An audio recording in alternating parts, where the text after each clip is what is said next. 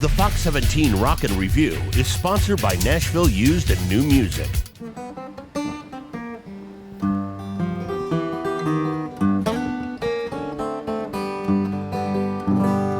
Fox 17 Rock and Review. My friend John Thomas, a man of many talents, a lawyer, a professor, a guitar collector, guitar player, and author.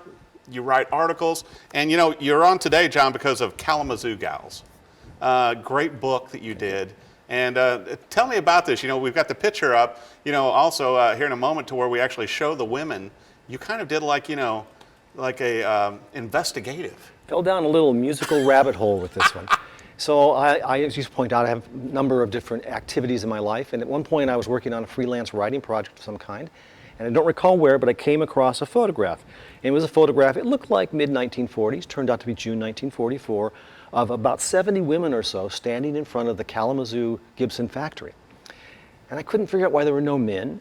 I started researching it. Gibson's official history at the time, written by a fellow named Julius Belson, who had been the personnel director during the war, later became Gibson's in-house historian, wrote that the company built no guitars whatsoever during the war. Wow. And so the next thing I needed to do was to try to figure out if they weren't building guitars, what were those women doing? Right. And especially all lined up there on the and and I read obviously that you had that photo tacked up on your cork board, and so whenever you would get stumped or something, you would look up at it, and so it worked on you. It haunted me in a lot of ways. Yeah, stumped or bored. I do law, so it's pretty easy to get bored at that stuff. So when I wanted to do about something else, I would look at the picture and start to think about it. And I got lucky. Gibson here in Nashville, in corporate headquarters, invited me in, set me up in a corner office, gave me a company guitar, and gave me access to its old shipping ledgers. Wow. And I photographed 4,400 pages of ththose ledgers. Later on, went back and counted them up. And as I said, Gibson's official story through this fellow who had been personnel director during the war and who had been a company historian in the 70s, but who died by this time, he said they didn't build any instruments, almost 25,000. Amazing. And what's interesting too on it, John, is that that many of those, the Banner models, as they've come to be called, are the most popular ones because of and you address it as well on whether or not it's the details that the women did, the finesse of the the bracing inside the guitars, But they're very highly sought after guitars. They are. I wish I'd bought more before the book was published. But anyway, so I have an appointment both at a law school as a teacher and also in a medical school, and I have access to state-of-the-art diagnostic imaging machines, CT scans and x-rays. And so I talked the folks where I work into letting me x-ray guitars. And I started with 3 sets, about a dozen just before the war, a dozen just after the war, and a dozen just during the war, all Gibsons. Yeah. And I was able to measure everything to the 10,000th of a whatever, inch, millimeter, degree. And the women's work was all more refined. Every single part was just a little smaller. Now, whether that makes it better, I don't know. It certainly makes it different. I think it makes it better, but I've become so emotionally attached to these. It's really romantic. Well, and I think what's so great too, and viewers may not realize this, John, but you got involved to the point to where you went and met and interviewed and spoke with these women that were still alive after all these years, that were definitely up in years, and some have passed since the book came out even. Right, so there are probably about 70 women in that photograph. I tracked down 12 of them, interviewed them in person at least twice, recorded those 2 video. At this point, there are 2 of those remaining. And so that's kind of sad, but I do feel really good that I got there in time to get these stories, to preserve the stories for history. And I've made sure that my video recordings, audio recordings, all of my work is available to the public for free at the Kalamazoo Valley Museum in Kalamazoo, Michigan. Well, and it's incredible, I think, John, a testament to your work that you documented it, while you were able to find those women and document it, and also the album you came out with. So toward the end of the project, my wife, who has all the good ideas in my family, said, you need a recording of this. And I thought, that's a good idea. So I put the call back out to some of the same collectors who had loaned guitars for the X-Ray project, and they just started sending them in. And not only did they not ask when they would get them back, they actually never asked whether they would get them back. I did give them back, but people were so gracious. And I wanted a person, a better player than me and a better singer than I am, and also a woman to play. And I knew this woman, Lauren Sheehan, calls herself a songster, does a great old blues and historic country stuff. Yeah. And we recorded an album that went to number 3 on the folk radio play charts. There's a special algorithm. That means 6 people bought it. In that niche, though, you own it. Well, we did for a little while. Look at that. And we recorded them in wonderful circumstances, state-of-the-art recording, all the microphones exactly the same and documented which guitars are used in which tracks. So you can actually hear all the variations of the wood combinations and Gibson struggling during the war to use scraps to build guitars. And I like also the logo that you used on the front of there too, to where it actually looks like the banner. Yeah, I got access to all of Gibson's advertising from day one, just post 1900. And especially I was curious about the World War II advertisements, where the advertisements consistently said, we're not building any instruments, we're waiting for the boys to come home. And we used one of those advertisements as the model for the album cover. Incredible. And then also there's going to be a play that comes out in the spring, I believe? Yes, a young playwright won a contest last summer. I think there were 85 or 100 playwrights competed, and her play received a stage reading. This is in Michigan at a drama festival.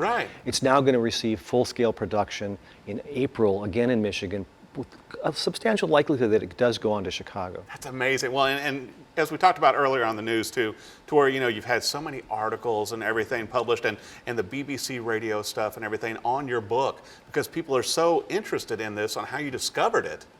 I think, and possible movies coming out. I've had a couple of inquiries. No one has bitten yet. Fingers crossed. I think I touched a chord that I didn't know was out there, and that was this mixture of American history, a little bit of World War II history nobody knew about.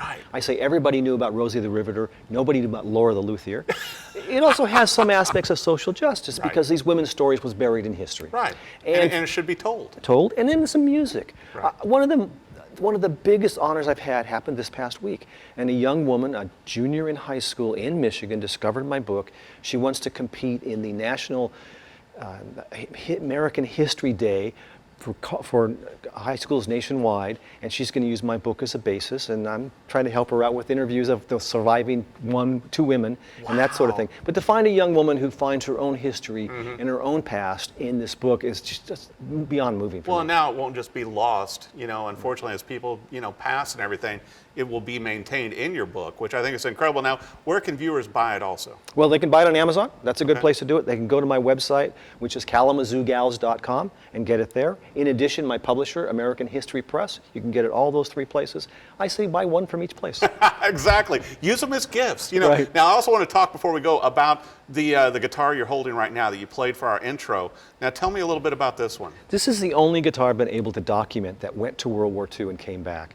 So a young man in 1943 bought this brand new. It was at that time Gibson's most expensive guitar, about $125. It sounds incredible. It does sound incredible. Took it off to World War II, the European battlefront. He and the guitar returned, relatively healthy but battle scarred, and I think all the more beautiful for it. Definitely. And when he died, his grandson got in contact with a dealer who knew me, who contacted me and said, John, I know you're doing this book, you need this guitar.